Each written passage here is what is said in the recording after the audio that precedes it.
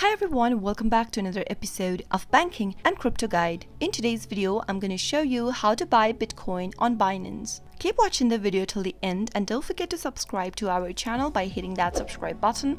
Also press the notification bell in order to receive instant notification as soon as we upload a new video. Tap open your Binance application and log into it first. Once you're logged in, from the main homepage of Binance, tap on the yellow button at the bottom of the screen. Tap on Buy in order to buy your Bitcoin. Now, from the top search menu, you'll be able to find the cryptocurrency that you can buy. Go ahead and select Bitcoin from the list and you'll be able to see this kind of an interface. Type in the amount of Bitcoin that you would like to purchase and tap on the buy button at the bottom. Select the payment method on the next page by tapping on one of the options over here and tap on confirm at the lower right hand corner. Soon after you confirm your transaction, simply follow the on-screen prompts and you'll be able to buy Bitcoin on Binance. I hope the tutorial was helpful to you. If it was, go ahead and give us a thumbs up.